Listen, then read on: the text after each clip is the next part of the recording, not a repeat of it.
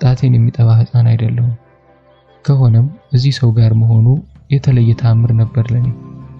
እንዲያውም በመሃል አይ ይቅርብን ብሎ ተነስቶ እንዳይሄድ እየፈራው ነበር።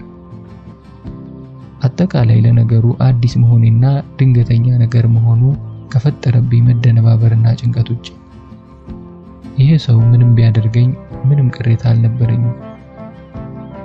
ይሄ ቆንጆ ሰውዬ፣ ሀብታም ሰውዬ፣ ሳቂታ ሰውዬ፣ ቆንጆ ሚስት ያለችው ሰውዬ፣ የሰፈሩ ሰው ሁሉ የሚያከብረውና የሚወደው ሰውዬ ምንድነው እኔ ጋር የሚሰራው? ጫማሽን አውልቂና ከፍ ብለሽ ተቀመጭ፣ አይዞሽ አትፍሪ እንዳለኝ ያደረገው። ጉርድ ቀሚሴን ያጋለጠውን እግሬን እያየና የሸሚዙን ቁልፍ እየፈታ ይህ እግርሽ እንዴት እንደሚያምር ሰዎች አልነገሩሽም አለኝ። አቅርቅሬ ዝም አልኩ። ሸሚዙን አውልቆ ወደ ጎን ወርወር አደረገና እጁን የተጋለጠ ጉልበቴ ላይ አሳረፈ። ቀስ አድርጎ ወደ ራሱ ሳበኝ። ደረቱ ላይ ተለጠፍኩ። እጁን ልቆ ከማነሳቸው ብዛት ለመቆንጠጥ እንኳን የሚያስቸግሩ ጡቶቼን ሲነካኝ ባለ በሌለ ኃይል ታፋዬን ገጥሜ ትንፋሽን ዋጥኩ። ልብሴን ቀስ በቀስ ሲያወልቅልኝ በዝምታ ነበር የተባበርኩት። ተንጠራርቶ መብራቱን አጠፋው። እፎይታ ተሰማኝ። አንሶላው ደስ የሚል ሽታ አለው። ከዚህ በኋላ የሆነው ሁሉ ፈጣንና ግራ አጋቢ ህልም ነበር። ህመም፣ ደስታ፣ የማላውቀው ድብልቅልቅ ያለ ስሜት ነበር የሚሰማኝ። በዓለም ላይ እንደኔ የሚያፈቅረው ሰው ያለ መስሎ አልተሰማኝም። ወንዶች ይጸየፉኛል ብዬ አስብ ነበር።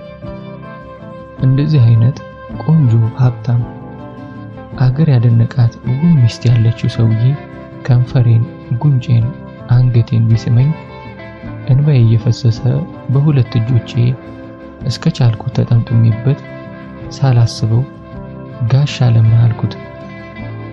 ወይዬ የኔ ጣፋጭ፣ እንዲሁ ነበር ያለኝ የኔ ጣፋጭ።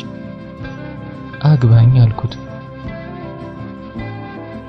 ጨለማ ነውና መልኩን ባላየውም ትንታ ከምትመሰላት ተነፋፈሱ ሳቁ ያመለጠ ይመስለኛል። ዛሬ ላይ ሳስበው የሚያሳፍረኝም የሚያስቀኝም ነገር ይሄ ነው ቃሉ ራሱ አግባኝ። ጨርሶ ሲነሳ መብራቱን አበራና የአልጋ ልብሱን ገልቦ የሆነ ነገር ተመለከተ። ሰውነቴን በእጅ ሸፈኑ። አመመሽ እንዴ? አይ ደህና ነኝ አልኩ። እውነታው ግን የሆነ ነገር ውስጥ የቀረ አይነት ኃይለኛ የማቃጠልና ታፋና ታፋይ መገጣጠሚያ ላይ ህመም እየተሰማኝ ነበር። አሃ የዛሬ ልጆች እሳቶች እያለ ወደ ሻወር ገባ። ምን ማለት ነው እሳቶች? ወደ ሻወር እንደገባ በፍጥነት አንሶላውን ገለጥኩና ሲባል የሰማሁትን ብር አምባር ነገር ፈለገው። አንሶላው ላይ ምንም አይነት ደም አልነበረም። የሆነ የተሳሳተ ነገር አለ አልኩ ለራሴ። የሰማሁት እንደዚህ አልነበረም። ደም መኖር አለበት። ደም፣ ፊልሙ፣ መጽሐፉ፣ ወሬው ለመጀመሪያ ጊዜ እንዲህ አይነት ነገር ያደረገች ሴት ነጭ አንሶላ ጋር ትፋጠጣለች አላልኩም። ከዚያ በፊት ወንድ የሚባል አላውቅም። ምንም ደም አልነበረም። ጋሽ አለምነህ እንዳላመነኝ ያወቅሁት ቆይቶ ነው። ከዚህ በኋላ ለወራት ነክቶኝ አያውቅም። እንዲያውም መንገድ ላይ ሲያየን አልፎን ነበር የሚሄደው። የሆነውን ሁሉ በውስጥ ያፍኜ እንደገና ላየው ጓጓ ነበር። እንዲያውም ይሄን ሁሉ ያደረገ እሱ እያለ ላይኔ ያስጠላችኝ ሚስቱ እትዬ ሆህተ ነበረች። ሳያት እናደዳለሁ። ደግሞ ሁልጊዜ እንደምን ዋልሽ ሀይሚዬ ትለኛለች። ልክ ባጠገቧ እንደሚያልፍ እንደማንም ሕፃን ነበር የምታየኝ። ባየኋት ቁጥር ወደ አይምሮ የሚመጣው ጋሽ አለምነህ ጋር አጉል ነገር እያደረጉ የኔ ጣፋጭ ሲላት ነው። ለመሆኑ ለመጀመሪያ ጊዜ ሲተኙ ደም አይታ ይሆን? መሆን አለበት። እንዲህ እያልኩ አስባለሁ። አንዳንዴ ማታ ባልና ሚስቱ ተያይዘው በሰፈር ሲያልፉ ምንም እንዳልተፈጠረ ሁለቱም ሰላም ይሉኛል። ታዲያ ፈራለሁ። ድንገት እህተ ሆህተ ጠርታኝ ሃይማኖት የሚነግረኝ ነገር እውነት ነው? ባሌ ጋር ተኝተሻል የምትለኝ የምታሳስረኝ ሰፈር ውስጥ የምታዋርደኝ እንደዚህ አይነት ሐሳብ ውስጥ እየገባ እንደ ብርድ ያንዘፈዝፈኛል። አንዴ ታዲያ ጋሻ አለምነህ ከትምህርት ቤት ስንመለስ አገኘኝና የተወውን መሸኘት ትዝ ያለ ይመስል ግቡ አለን። ገባን። ስለ ትምህርት ምናምን እያወራን ማህደረን ሜክሲኮ ወረዳትና ብቻችንን ስንቀር ያለምንም ዙሪያ ጥምጥም ምን አለኝ፣ ይቺ ቦይፍሬንድ አላት? ማን? ማህደረ። ያላሰብኩት ጥያቄ። እረኛ እንደዚህ አይነት ነገር አናውቅም። ሃሃ ያንቺንማ ነው። አሁን የሷን ንገሪ። እንዳቀረቀርኩ የላትም አልኩ። ጥሩ፣ ነገ ከክላስ ስትወጡ የሆነ ሰበብ ሰጥተሽ ብቻዋን እንድትሄድ አድርጊያት። የት? ወደ ቤቷ ነዋ አለ ቆጣ ብሎ። እሺ ነበር መልሴ።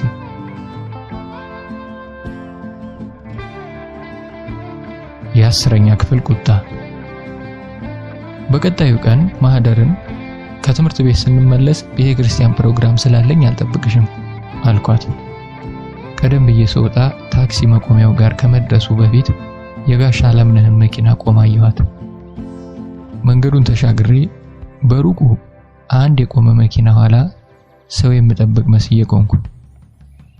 ማህደረ ወደ ታክሲ መጠበቂያው አቀርቅራ ስትታደፍ ጋሻ አለምነህ በቀስታ መኪናውን እያሽከረከረ ደረሰባትና ጠራት። የኋለኛውን በር ለመክፈት ሞክራ ጎንበስ ብላ የሆነ ነገር ተናገረችና ወደ ከፈተላት የጋቢና በር ገባች።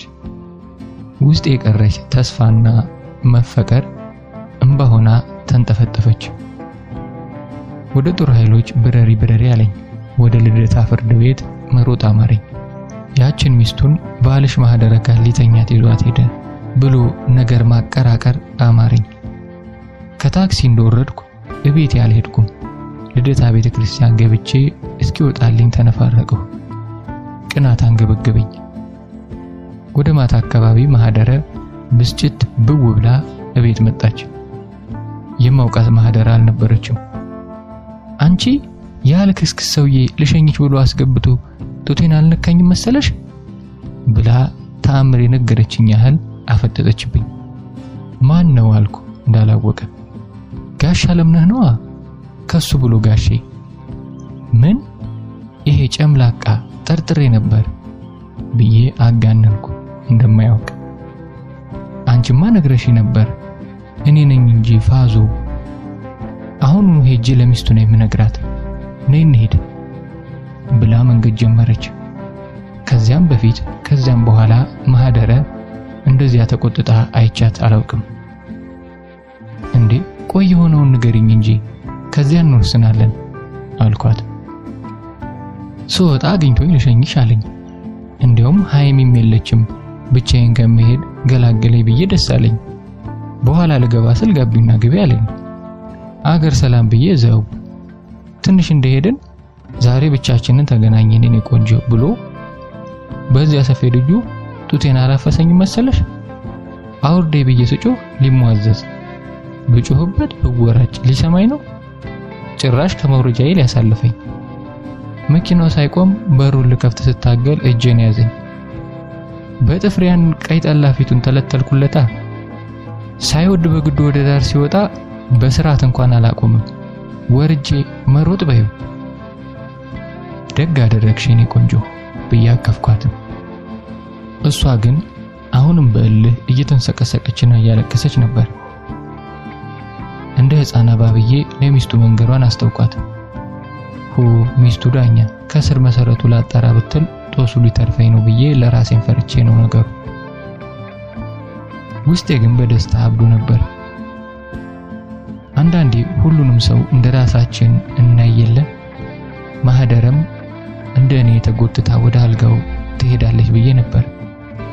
የራሴ መጎተት ያኔም አልቆጨኝም። የማህደረ ጋሻ አለምነህ ጋር አለመተኛት ግን ልደታን አደራ እንዳልኩ ሁሉ በውስጤ የማነስ ስሜት ፈጥሮብኛል። በጨዋነት የመበለጥ። ከዚያን ቀን በኋላ የተፈጠረው ነገር አሁን ላይ ያሳዝነኛል። ጋሽ አለምነህ በስንተኛው ቀን ቅዳሜ ወደ እነ ማህደረ ቤት ልሄድ ስጣደፍ ለብቻዬ ሰፈር ውስጥ አገኘኝ። መኪናውን አቅሞ ግቢ ያለኝ። እንደለመድኩት የጋቢናውን በር ልከፍት ስል ከኋላ አለኝ። ከኋላ ገብቼ ጉዞ ቀጠልን። የት እየሄድሽ ነው? ማህደረ ጋር። እዚያች ባለጌ ጋር? በጣም ቆሻሻ ናት። የማላውቃት መሰላት ያቺ ሸርሙጣ። እናቷ ሾፌር ተከተለ የትም ስትጋደም ከሷ ብሎ ጨዋ። ወትሮም ስድ ያሳደገው ስድ ነው። አባባሉ ስላስጠላኝ ደፍሬ ማህደረን መከላከል ባልችልም አይ ትንሽ ተቆጥታ ነበር አልኩት። የ10ኛ ክፍል ቁጣ። ነገ እንደናቷ የትም ቀሚሷን ስትገልብ እናገኛታለን አለ። ምን አይነት ነው ደግሞ የ10ኛ ክፍል ቁጣ ላለው በውስጤ። ምናልባት የኔ ሽታና መጎተት የስንተኛ ክፍል ይሆን? እንግዲህ ብልግና ያለው ማህደረ አብረሽኝ ተኝ ሲላት አይሆንም ማለቷን ነው።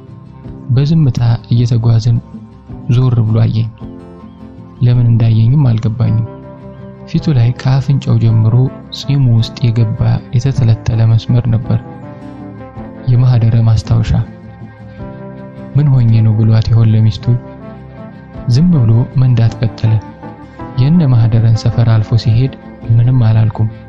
ወደ ጦር ኃይሎች ማቅናቱን ሳይ ውስጤ በደስታ ቀድሞ መቅለጥ ጀመረ። ከመጀመሪያው ይልቅ የዚያን ቀን መራመድ እስኪያቅተኝ አመመኝ። ነገረ ስራው ሁሉ ያውሬ ሆኖ ነበር። የማህደረን ንዴት እኔ ላይ ተወጣብኝ። ማታ ሰፈር አምጥቶ ጥሎኝ ሄደ። ደህና አደሪ እንኳን አላለኝም።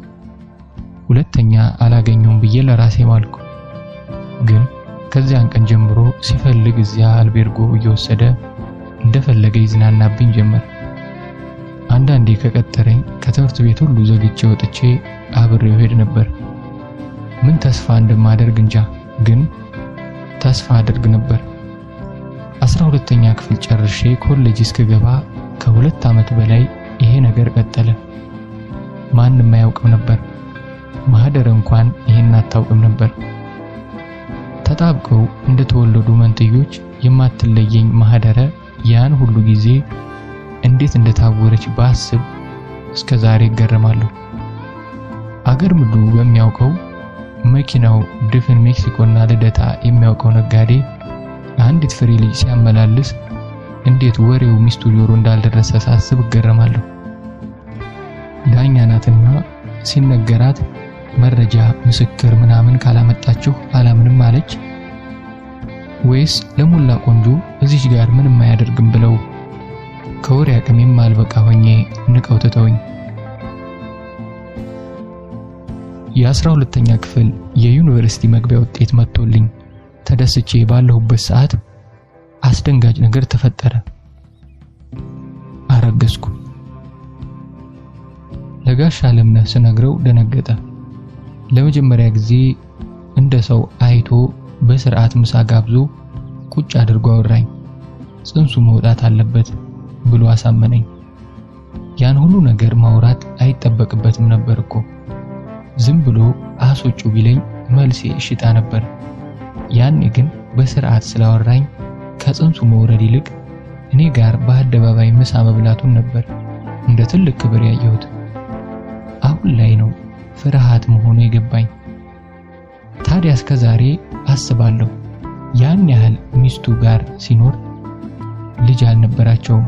እንቢ ብሏቸው ነው። ያልተሳሉት ታውት ያልሞከሩት ሕክምና የለም ይባላል። እዚህ አስወጪው እያለ እዚያ ሲሳል ትንሽ እንኳን ቅር አይለውም ወይንስ ልጁ በእኔ ወጥቶ መልከ ጥፉ እንዳይሆን ሰክቶ ነበር? እሺ ትዳሩ እንዳይፈርስ እንዳይበጠበጥ ይፈልጋል፣ ግን ደግሞ ወጣት ተማሪ ያሳደደ ያወጣል። ከዚያ ወዲህ ትዳር የሚባለው ነገር ያስፈራኛል። ምኑም አይገባኝም። ምኑም ሰርግ እያለ ህዝቡ ላቡ ጠብ እስኪል የሚጨፍረው ለዚህ የሌባና ፖሊስ ድብብቆሽ ነው። የሆነ ሆኖ ጋሽ አለምነህ የሚያውቀው ነርስ ይሁን ዶክተር እንጃ እሱ ጋር ልኮኝ ጽንሱን አስወጣሁት። እንዳሳመነኝ ቀላል አልነበረም። ያንን ነገር ካደረጉ በኋላ ለረጅም ጊዜ የቆየ የደም መፍሰስ ያስቸግረኝ ነበር። ሆስፒታል ሄዶ ለመታየት በመፍራቴ ረጅም ጊዜ ጥርሴን ነክሼ ቻልኩት።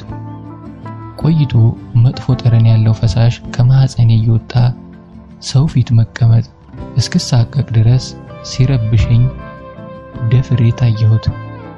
ኢንፌክሽን ነው ብለው መድኃኒት ሰጡኝ። ሁሉም ነገር ከዚያ በኋላ ቆመልኝ ከመንፈሴ በስተቀር። ላይመለስ አብሮ የሄደ አንዳች ነገር ውስጤ ነበር። ቢያንስ ከዚያ በፊት መልከ ጥፉነቴ ከውጭ እንጂ ውስጤ ውብ ነው የሚል ስሜት ነበረኝ። ልክ እንደ ልብስ ብገለጥ በዓለም ተወዳዳሪ የሌላት ቆንጆ ሴት የምትገለጥ አይነት። ከዚያ በኋላ ግን ውስጤም ውጭም አስቀያሚ መስሎ ታየኝ። መጀመሪያ ኮሌጅ የገባሁት በእንዲህ ያለ የስጋም የመንፈስም ስብራት ነበር። ቢሆንም ጋሽ አለምነህ ከውስጤ ሊወጣ አልቻለም። ክፉኛ ይናፍቀኝ ነበር። ብዙ ጊዜ ወይ በትምህርት ጉብዝናዬ አለያም በማህደረ በኩል ከሚቀርቡልኝ ወንዶች አንደኛቸው ለፍቅር አስበውኝ አለማወቃቸው የሚፈጥርብኝ ህመም የማስታግሰው ልዕልት የመሰለች ሚስቱን ትቶ እኔ ጋር የተኛ ወንድ ነበር። ምድረ ኮሳሳ መጣችሁ ቀራችሁ እያልኩ ነበር። ማህደረም በሰልፍ ለፍቅር የሚማጸኗት ወንዶች በእንቢታ እየሸኘች በግቢው መነኩሴዎቹ እስከ መባል ደርሰን ነበር። እስከመረቅ አንድም ወንድ ጋር ወጥቼ አላውቅም። በእርግጥ የምቀርባቸው ወንዶች ነበሩ፣ ግን ሁሉም እንደ መጋረጃ እኔን ወደ ጎን ሰብሰብ አድርገው ወደ ማህደረ የሚንጠራሩ ነበሩ። ማህደረ አሁን ያገባችው ባሏን ዮናስን ጨምሮ። የተመደብኩት ንግድ ሥራ ኮሌጅ ስለነበር በየቀኑ ከቤቴ እየተመላለስኩ ስማር አልፎ አልፎ ጋሽ አለምነህን አየው ነበር። ሲያሰኘው የአንገት ሰላምታ ሰጥቶ ያልፈኛል። በልካለውም ከናካቴው ዘግቶኝ ይሄዳል። በመጨረሻ እንዴት እንደሆነ እንጃ ሚስቱ ጋር ጠቅልለው አሜሪካ ገቡ አሉ። ሄጃለሁ ደህና ሆኜ ማንን ገደለ? ይህን ስሰማ እስከመሞት ድረስ ወንድ የሚባል የሚቀርበኝ አልመሰለኝም ነበር። ከቤት ወደ ስራ ከስራ ወደ ቤት መመላለስ የህይወቴ ዑደት በሆነበት በ8ኛው ዓመት እንደሆንጃ ታክሲ ውስጥ አንዱ በጉራም ጥርስሽ ያምራል ብሎ ነጀተኝ። ተሰብሬ የተገኘው እኔ ቶማስ የሚባል መንፈሰ ሰባራ ጋር ለዛ የሌለው ፍቅረኝነት ውስጥ ገባሁ። ውስጤ ያን ሁሉ ከበደለኝ ጋሽ አለምነህ ይልቅ ቶማስ ላይ ያጉረመርማል። የዚያን ቀን እዚህ ራስ ሆቴል የነበረ የመጽሐፍ ምረቃ ዝግጅት ላይ የሄድኩት ከሳምንት በፊት የገዛሁትን ሚኒስከርት የት ልልበሰው እያልኩ ሳስብ እንዲሁ ስራ ቦታ ምናምን የሚለበስ አይነት አልነበረም። አንዲት አየር መንገድ የምትሰራ አስተናጋጅ ናት ከፊንላንድ አመጣሁት ያለችኝ። የሀበሻ ቀሚስ አይነት ጥልፍ ያለው የፈረንጅ ሚኒስከርት። ገልብጬ ታጉን ሳየው ሜድ ኢን ቻይና የሚል ከቻይና ፊንላንድ ከፊንላንድ ኢትዮጵያ የመጣ ከርታታ ስደተኛ ቀሚስ። አንቺ እግርሽ ያምራል ሞክሪው ምናምን ብላኝ ብሩን እንኳን ገና አልከፈልኳትም። እና ጓደኛዬ ቶማስ የሥነ ጽሑፍ ዝግጅት አለ ብሎ ስለጋበዘኝ ሚኒስከርቴን ለማሳየት ነበር ሄድኩት። ታዲያ ማህደርን ይዣት ሄድኩ። አብርሃም የሚባለውን ጸሐፊ መጽሐፍ አስነብቢያት በአንድ መጽሐፍ እንደ መውደድ አድርጓት ነበር መሰል። ያን ሰሞን ወሬዋ ሁሉ እሱ ሆኖ ነበር። በምንም ነገር ማህደረ እንደዚያ ነበረች። አንድ ነገር ትይዛለች፣ ግራ ቀኝ አትልም። ምንም እንኳን መጽሐፉን ሳውሳት አንብቤ እንደወደድኩት አጋነኜ ቢሆንም እሷ ስታዳነቀው ምን ቢጻፍ ነው ብዬ ከሷ በኋላ ነበር ያነበብኩት።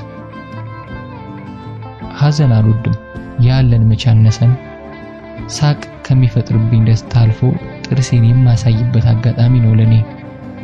በሐዘን ብራመት ምን አተርፋለሁ? እዚህ ፊት ላይ እንኳን ሐዘን ተጨምሮበት። ያ መጽሐፍ ያን ሰሞን የተወራለት የእናትና ልጅ ታሪክ ነበር። አንጀት የሚበላ ነገር። አጋምሼ ተውኩት። አንዳንድ ሰው አለ ከአንዳንድ የተተኮሰው የማይስተው። የዚያን ቀን ማህደርና አብርሃም ተዋወቁ። ትውውቁ ትንሽ አስቂኝ ነገር ነበረው። ልክ ዝግጅቱ እንዳለቀ ቶማስ አብርሃምን አምጥቶ ሊያስተዋውቀን ወደፊት ሄዶ ነበር። የቶማስ ባህሪ ይገባኛልና በውስጤ የማይታይ ፈገግታ አለ። አብርሃም እስኪወጣ ጠብቀን መተዋወቅ እንችል ነበር፣ ግን ማዘዝ እንደሚችል እንደ በግ ማንንም ጎትቶ ማምጣት እንደሚችል ማሳየት ፈልጓል። ይቺንማ አልስታትም፣ እኔም ውስጥ አለች። ማህደርን ሊተዋወቁ ለሚያሰፈስፉ ወንዶች እንደፈለጉ እንደማዛት ለማሳየት እንደዚያ ያደርገኝ ነበር። ይህን እያሰብኩ ዞር ብል ማህደረ እንደለመደችው ጫማዋ ጠፍቷት ወንበር ስር ትፈልጋለች። ግራ የሚገባኝ ባህሪዋ ይሄ ነው። የትም እንሄድ የት ስትቀመጥ የአንድ እግሯን ጫማ የማውለቅ አመል አለባት። ታዲያ አንዳንዴ ጫማዋ ይጠፋባታል። ጫማ የጠፋ ትላለች። አትጨማለቂ፣ የአንቺ ጫማ ፈላጊ አይደለሁም ብልም ያው ማፋለጊ አይቀርም። ጫማው ሳይገኝ ቶማስ ልክ ግዳይ እንደጣለ አንበሳ አብርሃምን እጁን ይዞ እየጎተተው አጠገባችን ደረሰ። ገና ከመምጣቱ ገና ሳይተዋወቁ ምን ጠፍቷችሁ ነው አለ ማህደርን እያየ። ድንብርብር ብላ ወደ እግሯ እያሳየችው ጫማ ያለችው ባዶ እግሯን እየተመለከተ እንኳን ጠፋ ባይጠፋ ይሄን ቆንጆ እግር አናይም ነበር አለ። እስኪ አሁን ይሄን ምን ይሉታል? ደግሞ የእርሷ መሽኮርመም። ወዲያው ራመድ ብሎ ጫማዋን ከሆነ ቦታ አገኘውና ይዞ መጣ። ቶማስ ታዲያ በኋላ ምን እንዲህ ያደናብራታል? ጫማዋ እስኪጠፋ። ድሮም ሴቶች ሲቆላቸው እንዲህ ናቸው። ሆን ብላ እግሯን ለማሳየትም ይሆናል አለ። እሱን ማስረዳት ድካም ስለሆነ ዝም አልኩ። ሰበብ ፈልጎ ሴቶችን ካልዘለፈ አይሆንለትም። በሽተኛ። ተያይዘን በቅርብ ወደሚገኝ ካፌ ሄድን። አብርሃም አይኑን ከማህደር ላይ ሊነቅል ነው እንዴ? ፊታችን አንዴ መልኳን አንዴ ፊቷን ሲያሞግስ ይሉኝታ እንኳን አልያዘውም። የሆነ ብቻቸውን የተቀመጠው አይነት። እኔንም ቶማስንም ከሰው አልቆጠረ ነው። ያቺ ወንድ ለምን አየኝ ብላ የምትመናቀር ማህደረ እየተሽኮረመመች ዝም። ምንድነው እየሆነ ያለው ብያለሁ በውስጤ። ልክ ከዚያ በፊት እንደሚተዋወቅ ጓደኛ ነበር አወራራቸው። በተለየ ማህደረ ነገር ገርሞኝ ልሞት። ሰውን አውቀዋለሁ ማለት ዘበት ነው። ከሳምንት በኋላ መሰለኝ እየተፍነከነከች ደወለልኝ አለችኝ። ያቺ ደመ ቀዝቃዛ ጓደኛዬ እንደዚያ ስትሆን አይቻት አላውቅም። ግንኙነታቸው ፍጥነቱ እስከዛሬም ይገርመኛል። መሃል ላይ ምን እንዳለፈኝ አላውቅም። ልክ አይኔን ከድኜ ስከፍተው በፍቅር እየከነፉ አገኘኋቸው። ከደወለላት ልብሷን ጥላ መሮጥ፣ ከደወለችለት መድረክ ላይ የሚያነበውን ነገር ትቶ ወደሷ መሮጥ ነው። በተለይ ማህደረ ልክ ግድቡ የተደረመሰው አይነት ነበር በፍቅር የጎረፈችው። አልዋሽም፣ ድብን የሚያደርግ ቅናት ተሰምቶኛል። የነገሩ ፍጥነት፣ ስሜቱ፣ በተለይ ስሜቱ። ተጠንቀቂ፣ እሱ ልጅ ሴት ይወዳል ይባላል አልኳት። እንዲህ የተሳካ ነገር ግን ከዚያ በፊት አይምሮዬ ውስጥ ያልነበረ አረፍተ ነገር ካፌ ተቀነባብሮ አመለጠኝ። አዎ ነግሮኛል አለችኝ ቀለል አድርጋ እየሳቀች። እውነቱን ለመናገር ካንቺ የተሻለ አውቀዋለሁ። እኔንም ሞክሮ ነበር። ንቄትቸው ነው በሚመስል ውስጥ ዋቂ ፈገግታ። እንዲሁ ለማለት ካልሆነ በስተቀር ሴት ይውደድ አልያም መነኩሴ ይሁን ወይም ሰልብ የማውቀው ነገር አልነበረም። በእርግጥ የፍቅረኛ የቶማስ ጓደኛ ነበር። ግን እንኳን ጓደኛውን ራሱ ፍቅረኛዬንስ የታውቀዋለሁ። አንዳንዱ ቃል እንደ ትንቢት ይይዝ የለ። ያገኛት ሴት ጋር የሚሄድ በኋላ ፈሰስ መሆኑ ቆይቶ ሰማሁ። አሁንም ሰማሁ ነው። ትንሽ ቅሬታ ነበረኝና የሰማሁትን ማመን ፈለግሁ። ስለሱ ክፉ የተወራበት ቦታ እሱ አያደርግም አይባልም እያልኩ አልጠፋም። ቀናት ብቻ አልነበርም፣ በሆነ የማላውቀው አይነት ምሬት ተሞልቼ ነበር። ከዚያ ወዲህ ይህን በተለይም ያችን ለስላሳ ቀናቴን ለማስታገስ የማይገባኝን ስነ ጽሑፍ ተንተርሼ በስራው እየታከክሁ ላገኘሁት ሁሉ የማይረባ ጸሐፊ መሆኑን ማወጅ ጀመርኩ። ውኡቴ በእነ ሐዲስ ዓለማየሁ፣ በእነ በዓሉ ግርማ ሀገር፣ በእነ ጸጋዬ ገብረ መድኅን፣ በእነ ስብሐት ገብረ እግዚአብሔር ሀገር እያልኩ አንዳቸውንም ከስማቸው በስተቀር ምን ጻፉ ብባል አላውቅም። ቶማስ እንደ መፈላሰፍ ሲያደርገው የቀደሙትን አጥንት ከመቃብር አውጥተን አሳምረን ስለን ቋሚውን ለመውጋት ማንበብ ምን ያስፈልጋል? እነሱንስ ከነሱ በፊት ባሉት አልወጋንም? የሀገር ቤቱ አጽም ቢዶለዱሙብን ከራሽያ በረዶ ስር ቆፍረን ባመጣነው አጽም ከሙታን አጥንት መርዛማ ፈላጻ በመስራት ጠቢባን ነን ይላል አንዱ ወጊሱ እንዳልሆነ ሁሉ።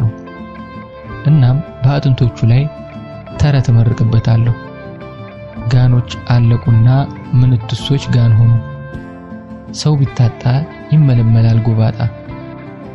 ሰው ጥሪ ቢሏት አገር ሲያረጅ ጃርት ያፈራል ምናምን። ማህደረ ይሄን ሁሉ ስለሌላ ስለማይመለከታት ሰው የማወራ ይመስል በሚያማምሩ የዋህ አይኖቿ ያያየችኝ በፈገግታ ጸሐፊ ይሁን ነፍሰ ገዳይ ምን አገባኝ፣ ግን በቃ ውድድ አድርጌዋለሁ ትለኛለች። ይህም ያበሳጨኛል። ያ ሁሉ ጥቅስ፣ ተረት፣ ማጣጣል ውሃ ሲበላው፣ ያ ሁሉ ፈላጻ ኢላማው ላይ ሳይደርስ ሲመክን ያበሳጨኛል። አይ በቃ አስደግሞብሽ ነው እላታለሁ። ሎጂክ ሲጠምብን ወደ ተአምር የምንሮጥ ህዝቦች ነንና የመጨረሻ ጠጠሬን እንዲህ ወረውርላታለሁ። ይህም ኢላማውን ይስታል። ምንም እንዳላወራው ነገሬን ችላ ብላ ይልቅ ሀይሚዬ አንድ ነገር ልንገርሽ፣ ወይኔ ቤቱ ያለው ሲዲ ፕሌየር አተላለቁ ድምጹ ትልና በሳቅ ፍርስ ትላለች። የራሴን ግምት ማመን ጀምራለሁ። ይሄ ልጅማ አስደግሞባት ነው። እስኪ አሁን ሲዲ ፕሌየር ምኑ ነው እንዲህ የሚያማልለው? በእግዚአብሔር ቤት ነው መኪና? ጓደኛዬ ማህደረ ጠይም ናት። በጠይሞች ሀገር ጠይምና ምን ይገርማል? አፍንጫ ነው ጥርስ፣ ጸጉር ነው ቅርጽ ብልም የማህደረ ጠይምና ግን ያያት ሰው ሁሉ አእምሮ ውስጥ ለዘላለም ታትሞ የሚቀር አይነት ነበር። ሕፃን ሆነን ባርች እያልን ነበር የምንጠራት። ስናድግ ግን ጠይምነቷ አብሮ አደገ። እንደ ቁመት፣ እንደ ጸጉር፣ እንደ ጥፍር የሚያድግ ጠይምና እድገቱ የመጠን አልነበረም፣ ባለበት የመታደስ እንጂ። ጥቁር የነበረችው ልጅ ስታድግ ጠይም ሆነች። ፀሐይ እንደ ዲን በሚወርድበት ሀገር ፈረንጅ መጥቶ ጠይሞ በሚመለስበት ምድር ጥቁር መጠየሙ ምን የሚሉት ነገር እንደሆነ እንጃ። በቃ አይናችን እያያት ጠየመች። ተፈጥሮ ወገቧን ታጥቃ የኳለቻት ሴት ማህደርን አየሁ። አንዳንዴ ታዲያ ዝም ብዬ መልኳን ስመለከተው ውስጤን የሆነ ብስጭት ይሞላዋል። ቁመት፣ ጸጉር፣ የሰውነት ቅርጽ፣ አይን፣ አፍንጫ፣ ከንፈር፣ ጥርስ፣ ጡት፣ እጅ፣ እግር እንዴት ተስተካክሎ ለአንድ ሰው ይሰጣል? ያቺ ሕያጅ እናቷ ከየት ቀላቅላ ብትወልዳት ነው እላለሁ። ከአንድ ወንድ ብቻ የተወለደች እስከማይመስለኝ ድረስ ማህደረ ቆንጆ ነገር ሁሉ ተለቃቅሞ የተሰጣት ልጅ ነበረች። እና አሁን ፈጣሪ ፍትሃዊ ነው ማለት እንዴት ይችላለሁ? ከአሟሟቱ የቀብሩ ፍቅረኛዬ ቶማስ ሞተ። እንዲህ በቅርብ የማውቀው ሰው ሲሞት የመጀመሪያዬ ስለነበር ስለሞት አብዝቼ ያሰብኩ። ስለ ቶማስም ሳምንቱን ሙሉ ማሰብ አላቆምኩም። ምናልባት በቁሙ ያላስተዋልኩት አንዳች በጎ ነገር ይኖረው እንደሆነ ብዬ። ከሞተ በኋላ ብዙ አሰብኩ። ስለሞተ ብዬ አንገቱ ረጅም ነው አልልም። ፍቅረኛዬ ስለነበረም ብዙዎች የሚያውቁን እንደሚያስቡት የማይሆን አይነት ማለቃቀስ ውስጥ አልገባም። እውነታው ለሰው ባላወራም ቶማስ ቀናተኛ፣ ምቀኛ፣ የሰው ስኬት የማያስደስተው ነገረ ስራው ሁሉ አስፈሪ ነገር ነበር። የመጽሐፍ ምረቃ ላይ ታላላቅ ሰዎች እሱ ባለስም ደላሎች የሚላቸው ስለ ጸሐፊው በጎን ሲናገሩ አይኑ በንዴት ቀልቶ ጺሙን አስቀያሚ ጺሙን እየለቃቀመ ይነቅላል። ጺሙን በመንቀል ነበር የሚያስተካክለው። እሱ ለነቀለው እኔ ያመኝ ነበር። አንዳንዴ በሚነቅለው ቦታ ትንንሽ የደም ነቁጦች ብቅ ይሉ ነበር። አያምህም ስለው ያማል ግን ስቃዩ ደስ ይለኛል ይላል። ፍልስፍና መሆኑ ነው። ነብይ ነኝ ለማለት ሳይሆን ፈጠነም ዘገየ እንደሚሞት ቀልቤ ነግሮኝ ነበር። ግን አሟሟቱ እንዲህ ይሆናል ብዬ አላሰብኩም። አንድ ቀን ወይ የሆነ ሰው አጥፍቶ ይጠፋል አሊያም ራሱን ያጠፋል ብዬ ነበር የምጠብቀው። ምናልባትም እኔን ይገለኛል የሚል ሐሳብ ነበረኝ። ግን አልፈራም ነበር። ሐሳቡን ፊት አልሰጠውም እንጂ በውስጤ በጣም ጥልቅ በሆነ የአእምሮዬ ክፍል ትንሽ ለሰሚው ግራ የሆነ አነጋጋሪ አሟሟት መሞት ፈልግ ነበር። አለ አይደል የሚያፈቅራት ልጅ በቅናት ተነሳስቶ ገደላት መባል። ቶማስ የሞተው ምንም በሌለበት በተባራሪ ጥይት ተመቶ ነው አሉ። መጠጥ ቤት ውስጥ ከ50 በላይ ሰው በታጨቀበት መጠጥ ቤት በተነሳ ተራ የሁለት ሰዎች ጸብ አንዲት ጥይት ተተኮሰች፣ ቶማስን ገደለችው። ስሰማ ደንግጬ ያለቀስኩ። ደንግጬ ነው። የሚያውቁት ሰው ሲሞት ያስደነግጣል። እንኳን አንሶላ ተጋፈው። በዚህ ሁሉ ውስጥ ታዲያ የሰውን ዘር ጠልቶ የሚኖር ቶማስ ሞቶ እንኳን ባህሪው ያስፈራኝ ነበር። በዚያ ልክ ሰዎችን መጥላት ያውም እንደሚለው በግሉ ምንም ያልበደሉትን ከዚህ በፊት አይቷቸው እንኳን የማያውቃቸውን ሰዎች። ስለ ቶማስ ሳስብ እፈራለሁ። ሰዎች በልብስና መኪናቸው በስልጣንና ውበታቸው ሸፍነውት ውስጣቸው እንደ ቶማስ በጥላቻ ያበደ ቢሆንስ እያልኩ ፈራ ነበር። ሴቶች ቆንጆ በመሆናቸው ይጠላቸዋል።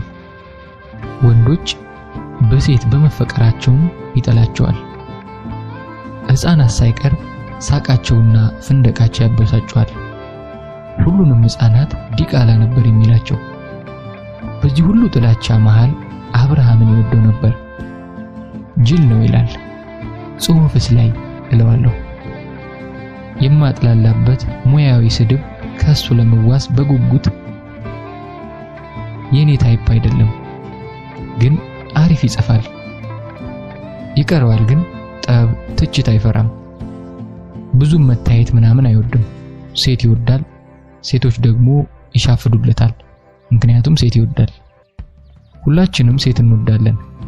ሴቶች መልሰው የሚወዱትን ግን ጥቂቶችን ብቻ ነው። ባዮሎጂው አይገባኝም። እንዲህ ሲል ፊቱ ላይ የቅናት ቅሬታ ያንዣብብ ነበር። ታዲያ ቅር ይለኛል። ምንም ሳይሆን ሴትነቴን፣ ገንዘቤን፣ ጊዜን ሰጥቼዋለሁ። ለምን የሌላ ወንድ በሴቶች መወደድ ያስቀነዋል? እኔ ሴት አይደለሁም? የቀብሩ ቀን ምን ገረመኝ? መጀመሪያ የገረመኝ አካሄዴ ነበር። ምንም ይሁን ምን ቶማስ ፍቅረኛዬ ነበር። በውስጤ ልጥላው እንጂ ለአንድም ሰው ስለሱ ክፉ ተናግሬ አላውቅም። ስራ ሳይኖረው ከሰው የሚያኗኑር ባህሪ ሳይኖረው አብሬው ኖራለሁ። ይሄ ደግሞ እንዴት ብታፈቅረው ነው ሲያስብለኝ የኖረ ነገር ነበር። እና ድንገተኛ ሞቱን ስሰማ አንድ ነገር ትሆናለች ብሎ ከጎኔ የሚሆን ሰው እንዴት ይጠፋል? ይህም ቢቀር ወግ አለ፣ ባህል አለ። አነሰም በዛም ከመቀርባቸውና ግንኙነታችንን ከሚያውቁ ጓደኞቼ አንድ እንኳን ሰው አብሬሽ ሊሄድ አለማለቱ ገረመኝ። የሁሉም ይቀር የማህደረ ነገር ነው የደነቀኝ። ደውዬ የቀብሩን ቀን ነግሬያት አይመቸኝም ብላ ቀብሩ ላይ አልተገኘችም። ሁለተኛው የገረመኝ ነገር የቀብሩ ቦታ ነበር። እዚያ አብርሃም የሚኖርበት ሰፈር መንደር ዳር የታክሲ ፌርማታው እዚህ ሆኖ ቀብሩ እንደ መድረክ ከፍ ያለ ቦታ መንገዱን ተሻግሮ በግራ በኩል እዚያ ወደ ቀብሩ ለመሄድ ከፍ ያለው መሬት ወደ አስፋልቱ እንዳይንሸራተት በተገነባው የድጋፍ ግንብ መሃል ያለው የድንጋይ ደረጃ በመጠቀም ነው። ብዙ ጸሐፊ ጓደኞች ስለነበሩት የቀብር ኮሚቴ የተባሉት እነሱ ናቸው። ዘመድ የለው ምን የለው። በሕይወት ዘመኔ አንድም ሰው ያላለቀሰበት ቀብር ያንን አየሁ። ብዙዎቹ እኔ እንዳለቅስ ጠብቀው ነበር ይመስለኛል። እንባዬ ከየት ይምጣ? ነገረኛ ነውና መንገድ ዳር እንቅበረው ብለው እንደሆነ እንጃ፣ ብቻ እዚያ ቀበሩት። ከቀብር መልስ ቶማስ ዘመድ የለውም ነበርና ሁልጊዜ በሄድንበት የሚይዛትን ማንገቻዋ የነተበ የቆዳ ቦርሳ አምጥተው ሰጡኝ። ውርስ መሆኑ ነው። ማታ ቁጭ ብዬ ስበረብር ምን አገኘሁ? ብዙ ቀይና ሰማያዊ እስክሪብቶች፣ 2 ምንም ሳይጻፍባቸው ያረጁ ማስታወሻ ደብተሮች። አልፎ አልፎ ርዕስ ነገር ተጽፎ ተሰርዟል። በዚህ ሁሉ ጊዜ የጻፈው አንድም ነገር የለም፣ እየባከነ። ፍተሻዬን ስቀጥል ከአንደኛው ማስታወሻ ደብተር ውስጥ ተጣጥፋ የተቀመጠች ቁራጭ ወረቀት አገኘሁ። ዘረጋግቼ በላይዋ ላይ የተጻፉትን 2 ቃላት አነበብኩ። የማህደረ ከንፈር ይላል። የማህደረ ከንፈር ምን? ሰው ሞኝ ነው። ቶማስ ምንም ሳይጽፍ ሞተ ይላል። ከዚህ ወዲያ ምን ይጻፍ? ልክስክስ። ከመቃብሩ አውጥቼ በጥርሴ ብዘለዝለው ደስታዬ ነበር። አንዳንድ ሴቶች አሉ እንደ ዳሌ እንደ ጡት ዝምታና ትህትናቸውን ወንድ ለማባለል የሚጠቀሙበት። የእርሷ ጥፋት ይሁን አይሁን ግድ አልሰጠኝም። ብቻ ማህደረን ከነፍስ የጠላኋት። ቶማስ በተቀበረ በሳምንቱ አብርሃም አንድ ግጥም መድረክ ላይ አንብቦ ለጓደኛዬ ቶማስ መታሰቢያ ይሁን አለ። እውነቱን ለመናገር በግጥሙ ምን እንዳለም አልሰማሁም። መታሰቢያ ነው ሲል ነበር የገባኝ። አንዳንዶች ታዲያ እያጨበጨቡ ወደኔ ዞር ዞር አሉ። ግድ አልቅሺ ነው ወጉ አይቀር ብዬ እንዳዘነ ሰው አቀረቀርኩ። ሳቀረቅር ጫማዬን በትኩረት ተመለከትኩ። ለምንድነው ሁልጊዜ ፍላት ጫማ የማደርገው ብዬ አሰብኩና ለመጀመሪያ ጊዜ ተረከዘ ረጅም ጫማ መግዛት እንዳለብኝ የወሰንኩት በዚያች ምሽት ነበር።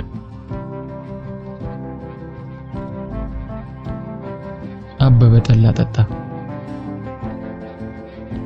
ዮናስና ማህደር ተጋቡ እያልኩ ለራሴ ደጋግሜ የምናገረው ስለሚገርመኝ ነው።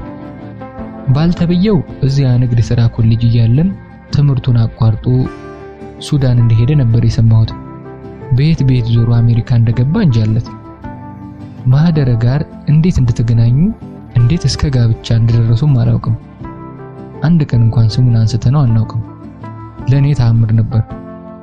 ይሄ ዮናስ የሚባል ልጅ ከማህደረ ይልቅ እኔ ጋር ነበር የበለጠ ይቀራረብ የነበረው። እንዲያውም ስደት ቀደመን እንጂ የቀለጠ ፍቅር ውስጥ እንገባ ነበር ብዬ ፋይሉን የዘጋሁት ሰው ነው። እንደዚያ ያሰብኩት ከመሬት ተነስቼ አልነበረም። ጊዜው ስለራቀ በብዥታ ቢታጠርም ዮናስ ከኮሌጅ ከመጥፋቱ አንድ ቀን በፊት የተፈጠረውን ነገር አረሰው። ላይብረሪ አምሽቼ እየወጣሁ ነበር። የዚያን ቀን ማህደረ የለችም፣ ብቻዬን ነበር። በዚያ የሆነ ነገር ኮፒ ላድርግ ብዬ እዚያ አካባቢ ወደ ነበረች ፎቶኮፒ ቤት ስሄድ ዮናስ ጋር ተገናኘን። ሁልጊዜ እዚያች ቤት አይጠፋም ነበር። ኮፒ የማደርገውን አድርጌ ስወጣ እጁን ኪስና ኪሱ እንዳስገባ ቆሞ ነበር። አትሸኘኝም አልኩት። አብሮኝ ወጣና ትንሽ ሄደን መንገዱ ዳር ቆመን የባቴ ቆጡን አውርተን እንደ ልማዳችን ጉንጭ ለጉንጭ ተነካክተን ልንሰነባበት ስንጠጋጋ ድንገት ከንፈሬን በስሱ ሳመኝ። ከንፈራችን ተነካካ። ሲመስለኝ ትንፋሹ ጠላ ይሸት ነበር። እስካሁን ጠላ ሲሸተኝ መሳሳም አብሮት እዚህ ይለኛል።